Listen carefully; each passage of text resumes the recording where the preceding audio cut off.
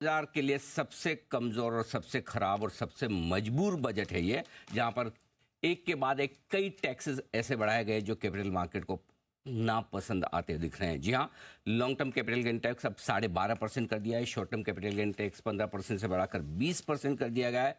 वायदा कारोबार के सौदों पर लगने वाले एसटीटी में बढ़ोतरी होती हुई दिखी है। ये कुछ चीजें हैं जो बाजार को कम पसंद आती हुई दिखेगी, लेकिन पूरी तरह से इस बजट का फोकस है नए जॉब्स बनाने में और कमजोर तबके के लोगों को पैसा देने में। स्टैंडर्ड डिडक्शन को बढ़ाया गया है। नए टैक्स रिजिम में लिमिट जो है, जो परसेंटेज स्लैब्स हैं उन्हें थोड़ा ऊपर किया गया है ताकि गरीब तबके और कम कमाई वाले लोगों के हाथ में और पैसा मिले। यूथ को स्किल करने पर और साथ ही जॉब क्रिएशन पर पूरा पूरा फोकस है। तो कुछ हद तक ये वो मजबूर बजट है जो इलेक्शन के नतीजे के बाद काफ़ी हद तक ग्रामीण इलाकों में और युवाओं को लुभाने की कोशिश करता हुआ दिखा है, और कुछ हद तक वो मजबूत बजट है जो आपको फिस्कल डेफिसिट के आंकड़े में दिखेगा। 4.9% का फिस्कल डेफिसिट का आंकड़ा। एक और खास बात जो हर हिंदुस्तानी के काम की है, सोना।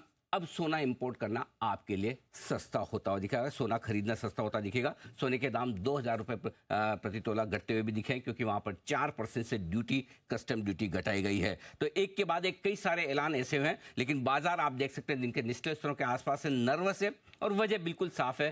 कैपिटल गेन टैक्स में मतलब कोई भी चीज वित्त मंत्री जी ने ऐसी छोड़ी नहीं जो कि शेयर मार्केट से कमाई करने वालों पर कहीं डायरेक्टली और इनडायरेक्टली असर न डाले। एक और बात, बायबैक से होने वाली कमाई पर भी अब आपको अलग से और टैक्स देना पड़ेगा, यानी कि पूरी तरह से बाजार से होने वाली कमाई और धुआंधार बाजार में आते हुए नए इन्वेस्टर्स पर वित्त मंत्री की नजर और वहीं से खजाना भरने की कोशिश। और इसी क्रम में आप देख सकते हैं दिन के निचले स्तरों के आसपास ट्रेड करते हुए दिख रहे बाजार 24,200 पर निफ्टी आता हुआ दिख रहा है, 300 अंकों का बड़ा कट, और बैंक निफ्टी 51,700 के करीब आता दिख रहा है, 600 अंक नीचे है। सेंसेक्स में 950 अंकों का नुकसान आपको दिखेगा, लेकिन मिड कैप इंडेक्स देखिए 1350 पॉइंट नीचे मिड कैप इंडेक्स दिखेगा, और स्मॉल कैप इंडेक्स में 600 अंकों से ज्यादा की कमजोरी है। तो बाजार का डायरेक्शन डिसीजन एकदम साफ है, कमजोरी की तरफ। आइए